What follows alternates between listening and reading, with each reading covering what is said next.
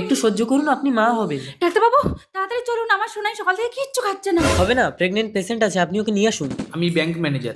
টাকা? ডাক্তারবাবু, আমার বউ গর্ভযন্ত্রণায় ছটফট করছে আর আপনি টাকা পেয়ে চলে যাচ্ছেন। ওনার বাচ্চাটা খুব অসুস্থ, আমি এক্ষুনি চলে আসবো, চলুন। আরে আরে, সব শালা টাকার গোলাম। দাঁড়া, পুলিশকে ফোন করি।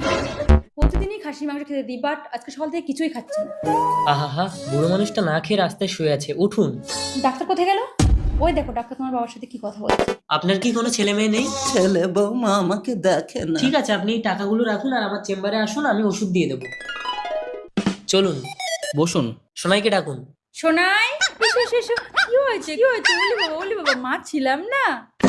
এ কি, আপনি একটা কুকুরের জন্য আমাকে ডেকে এনেছেন? মুখ সামলে কথা বলুন। কুকুর কাকে বলছেন? ও আমাদের শোনায়। আমি পশুদের চিকিৎসা করি না। পশু কাকে বলছেন? এই আমাদের সোনাই।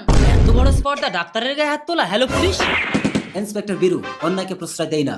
ডাক্তারবাবু, ইউ আর আন্ডার অ্যারেস্ট। আরে কি করছেন, ওরা আমার গায়ে হাত তোলা আর আপনি উল্টা হাসছেন। এর স্ত্রী গর্ভযন্ত্রণা ছটফট করছে আর আপনি টাকা পেয়ে তাকে ফেলে দিয়ে এদের সঙ্গে চলে আসলেন। দাঁড়া, ইন্সপেক্টর বীরু, অন্যায়কে প্রশ্রয় দেই না। তুই যা, আমি একে অ্যারেস্ট করে নিয়ে যাচ্ছি। আপনি তো টাকার জন্য মানুষকে মানুষ বলে ভাবলেন না, আর এরা দেখুন একটা পশুর জন্য লক্ষ লক্ষ টাকা খরচ করছে। Manager, hats off you. চল থানা। দাঁড়ান, আমার ছেলে বৌমা আমাকে না খেতে দিয়ে ঘর থেকে বের করে দিয়েছে। এই দেখুন ডাক্তার আমাকে কতগুলো টাকা দিয়েছে। ইন্সপেক্টর বীরু, অন্যায়কে প্রশ্রয় দেই না। বৃদ্ধ বাবার প্রতি অত্যাচার। আপনার ছেলে কথাই বলুন, আপনার ছেলেকে অ্যারেস্ট করবো।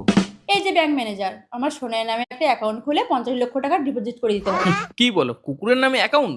অত জানি না, দিতেই হবে। ঠিক আছে। বাহ ম্যানেজার, বাহ। একটা কুকুরের নামে 50 লক্ষ টাকা ডিপোজিট করছেন, অথচ বৃদ্ধ বাবাকে খেতে না দিয়ে বাড়ি থেকে তাড়িয়ে দিয়েছেন। ইন্সপেক্টর বীরু, অন্যায়কে প্রশ্রয় দেই না। বাবা, আমাকে তুমি ক্ষমা করে দাও। আমি আর কোনোদিন তোমাকে অবহেলা করবো না। আমরা আমাদের ভুল বুঝতে পেরেছি। মানুষ পশু সবাইকে সমানভাবে ভালোবাসা উচিত। আপনার ছেলে বৌমা ওদের ভুল বুঝতে পেরেছে, আপনি ওদেরকে ক্ষমা করে দিন। ডাক্তারবাবু, আমাকে ক্ষমা করে দেবেন, আপনার জন্য এই বৃদ্ধ মানুষটা প্রাণ ফিরে পেল।